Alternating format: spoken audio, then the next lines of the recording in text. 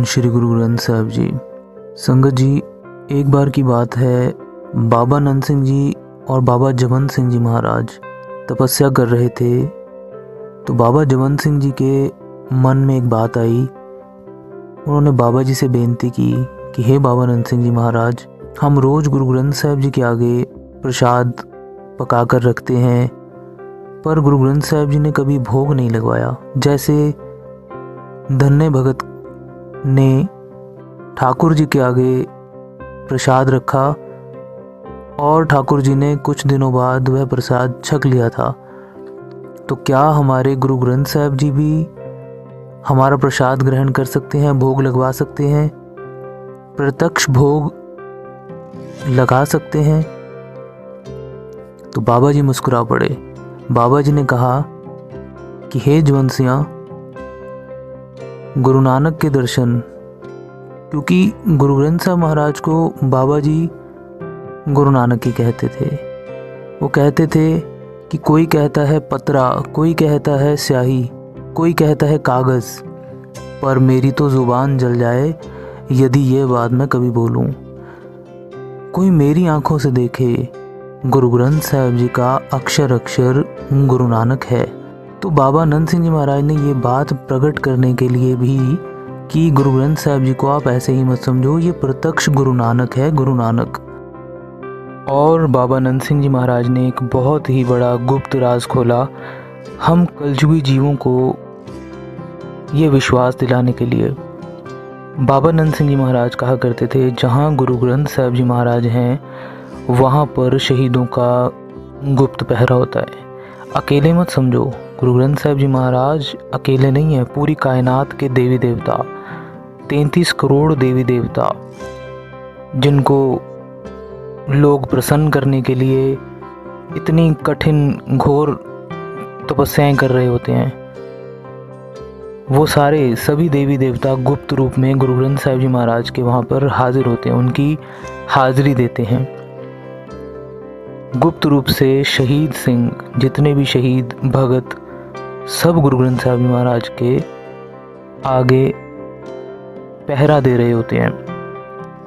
कभी भी अकेला मत समझो कि गुरु ग्रंथ साहिब जी हम गए उनके पास, गुरु साहब अकेले हैं, नहीं। वहाँ पर बहुत सारी दैवी शक्तियाँ, पूरे संसार की, पूरी कायनात की दैवी शक्तियाँ वहाँ पर मौजूद होती हैं।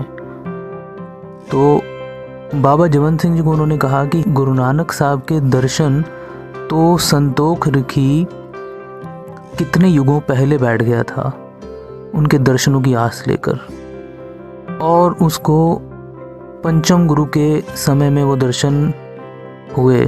संतोखसर साहिब, श्री अमृतसर साहिब के पास गुरुद्वारा श्री संतोखसर साहिब है। वहाँ का इतिहास सबको मालूम ही है कि जब खुदाई चल रही थी तो कई फीट नीचे गुंबद निकला, उसमें से ये संतोख ऋषि निकला। और वहाँ पर एक बहुत बड़ा सरोवर भी है उनकी याद में। जो गुरु अर्जन देव जी के दर्शन उन्होंने संतोख ऋषि जी ने किए, तो ठीक पहचान गया कि हाँ ये वही है, ये गुरु नानक ही है। तो वो यादगार है वहाँ पर। तो संगत जी, संतोख ऋषि इतने समय बैठा, तब जाकर उसे गुरु नानक साहब के दर्शन हुए, पंचम गुरु नानक के। तो बाबा नंद सिंह जी कहते, उतनी घालना जवंत सिंह जी हमें भी घालनी पड़ेगी, उतनी मेहनत करनी पड़ेगी। तो बाबा जवंत सिंह जी ने कहा, महाराज करो कृपा, हम करते हैं। तो दोनों महापुरुषों ने प्रण कर लिया कि जब तक गुरु ग्रंथ साहिब जी महाराज प्रत्यक्ष गुरु नानक होकर हमें दर्शन नहीं देंगे, भोग नहीं लगवाएंगे, हमारे प्रसाद का भोग नहीं लग जाता, तब तक हम भी अन्न जल नहीं छकेंगे। तो साध संगत जी, इतनी घनघोर तपस्या, इतनी तपस्या की, सारा दिन नाम जपने में यही पंक्ति गाते रहते, मेरे बाबा जी देव दर्शन अखियाँ तरसन जी, देव दर्शन, मेरे बाबा जी देव दर्शन। गुरु नानक साहब को प्रेम में, आँखों से प्रेम के आंसू की नदी बहती रहती थी, और एक ही शब्द उनके ज़ुबान पर था दोनों महापुरुषों के कि हे मेरे बाबा जी देव दर्शन। और वो भी ऐसे ही नहीं, किरत करके। हालांकि बाबा जी अपने लिए कभी भी उन्होंने ऐसे कमाई का ज़रिया नहीं सोचा कभी कुछ भी, पर गुरु ग्रंथ साहब गुरु नानक की वो बात को जानते थे कि जब तक हम मेहनत करके, चाहे जितनी मर्जी तपस्या की है, महापुरुष हैं, पर जब तक हम मेहनत करके वो लंगर नहीं लेके आएंगे, उससे राशन ले खरीद कर लाएंगे, तब तक गुरु नानक साहब भोग नहीं लगवाएंगे। तो वो जंगल में सुबह जाते, लकड़ियाँ काटते, उनको बाबा जवंत सिंह जी बेच कर आते, उससे जो पैसे मिलते थे उसका राशन लाकर तब गुरु ग्रंथ साहब जी महाराज के आगे वो प्रसाद रखते थे। तो पहला दिन बीत गया, पूरा दिन बेनतियाँ करते निकला। तो प्रसाद जब ठंडा हो गया, नहीं भोग लगा, खुद नहीं छका साध संगत जी, उन्होंने वह प्रसाद बाहर पशु पंछियों को डाल दिया। दूसरा दिन हुआ, फिर जंगल में गए, लकड़ियाँ काटी, बेची और फिर से गुरु ग्रंथ साहब महाराज के आगे प्रसाद तैयार करके भोग लगवाने के लिए थाल रखा। दूसरा दिन भी बीत गया साध संगत जी, पूरा दिन यही बेनतियां करते हुए कि मेरे बाबा जी देव दर्शन अखियां तरसन जी देव दर्शन, पर साध संगत जी दर्शन नहीं हुए, भोग नहीं लगा। फिर से तीसरा दिन हुआ, वही सेम रूटीन, वैसा ही किया उन्होंने। तो इस प्रकार से साध संगत जी तीसरा दिन भी चला गया, भोग नहीं लगा, दर्शन नहीं हुए। चौथा दिन भी ऐसे ही चला गया, पांचवा दिन भी ऐसे ही चला गया साध संगत जी, छठवां दिन भी इसी प्रकार से चला गया। कोई अन्न जल नहीं, अन्न और जल की एक बूंद तक नहीं दोनों महापुरुषों ने छकी। दर्शनों की इतनी अभिलाषा, इतनी प्यास कि अन्न जल भी अच्छा नहीं लग रहा, परंतु दोनों महापुरुषों के शरीर इतने निर्बल हो गए कि अब हिला जुला भी नहीं जाता। किसी तरीके से फिर से गए, लकड़ियां लेकर प्रसाद बनाया, गुरु साहब के आगे भोग के लिए रखा, पर अब शरीर में एक शब्द भी बोलने की शक्ति नहीं है। तो बाबा नंद सिंह महाराज ने कहा कि बाजा लो। एक सुर पे बाबा जवंत सिंह जी ने उस सुर पर हाथ रखा और ये शब्द सुरत के साथ जपते रहे, मेरे बाबा जी देव दर्शन अखियां तरसन जी देव दर्शन।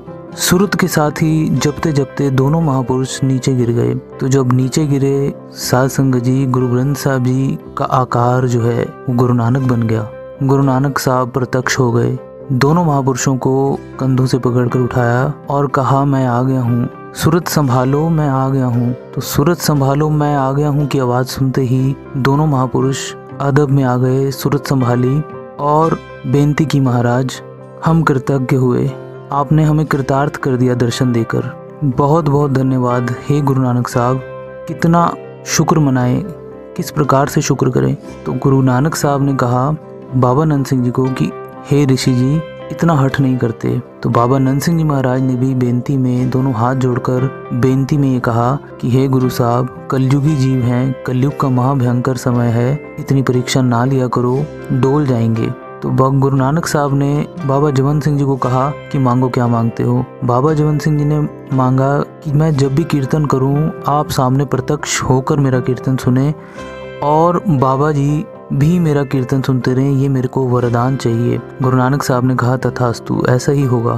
तो गुरु नानक साहब ने जब बाबा नंद सिंह जी महाराज की तरफ देखा और कहा ऋषि जी आप भी मांगो। बाबा नंद सिंह जी महाराज ने बेनती की, महाराज मुझे मांगना नहीं आता।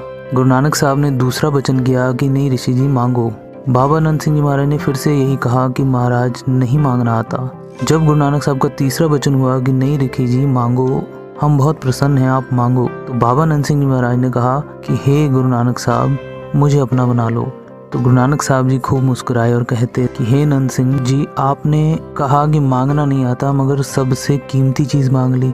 जो मेरा हो गया मैं उसका हो गया, तो बाकी पीछे रह क्या गया। गुरबाणी में भी, गुरु ग्रंथ साहब महाराज में भी गुरु साहब ने लिखा हुआ है, जे तू मेरा होए रहें सब जग तेरा होए। भाव कि यदि हम गुरु ग्रंथ साहब महाराज के बन जाएं, गुरु नानक साहब जी के बन जाएं, तो सारा जग, पूरी सृष्टि हमारी हो जाएगी। उसका भाव ये है कि हमें किसी चीज़ की भी कमी नहीं रहेगी। गुरु नानक साहब मिल गए और किसी चीज़ की तृष्णा ही नहीं रह जाएगी, इतना सुख है।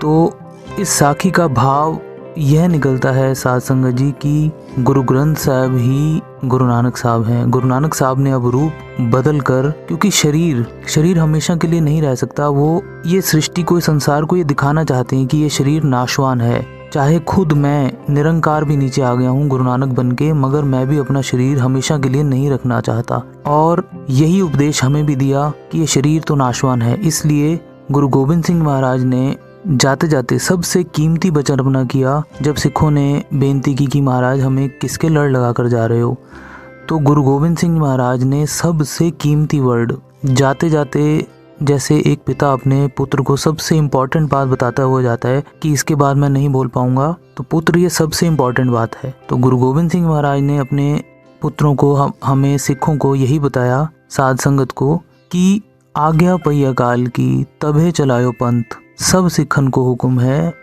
गुरु मान्यो ग्रंथ। गुरु ग्रंथ जी मान्यो प्रगट गुरां की देह। साध संगत जी, ये जो प्रगट गुरां की देह वाला गुण है ना, ये बाबा नंद सिंह जी ने सबसे ज्यादा कमाया। गुरु गोबिंद सिंह जी महाराज कह रहे हैं कि गुरु ग्रंथ जी मान्यो प्रगट गुरां की देह। देह शरीर को बोलते हैं, और प्रगट का मतलब जैसे हम सब, आप सब लोग प्रगट हैं, गुप्त नहीं है, प्रगट। तो गुरु ग्रंथ साहिब जी को जिसने प्रगट मान लिया, उसकी अवस्था क्या हो जाती है यह तो गुरु साहब खुद ही जाने।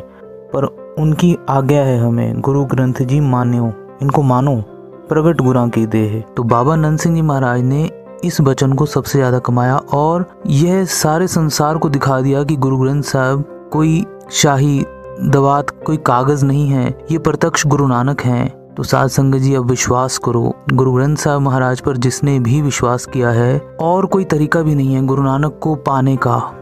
जिसने गुरु ग्रंथ साहब महाराज के आगे अरदास की, गुरु नानक सबसे ज्यादा जल्दी प्रसन्न हो गए। ये बाबा जी के जीवन से हमें शिक्षा मिलती है। बाबा जी चाहते तो अकेले जंगलों में वो बहुत तपस्या, घनघोर तपस्या करते रहते थे, वहां पर भी उनको गुरु साहब के दर्शन हो गए। परंतु सबसे जल्दी दर्शन जो होते हैं वो गुरु ग्रंथ साहब महाराज की हजूरी में। तो गुरु ग्रंथ साहब महाराज पर जिसने भी विश्वास किया वो कभी खाली नहीं गया। तो बाबा जी अंत में जाते जाते यही कहा करते थे, गुरुओं के गुरु ग्रंथ साहब महाराज, संगत महापुरुषों की। किन महापुरुषों की? जो हमें श्री गुरु ग्रंथ साहब जी महाराज के साथ जोड़े, जो हमें गुरु ग्रंथ साहब महाराज से तोड़कर अपनी तरफ लगाएं, उनकी संगत भूल के भी नहीं करनी। तो फिर हमें क्या मिलेगा? क्योंकि अपनी अपनी थाई, अपनी अपनी जगह सभी अच्छे हैं, हमें मंदा नहीं बोलना। फिर हमें क्या मिलेगा? ए लोक सुखिए पर लोक सुहेले, नानक हर प्रभु आपे ही मेले। धन श्री गुरु ग्रंथ साहब जी महाराज।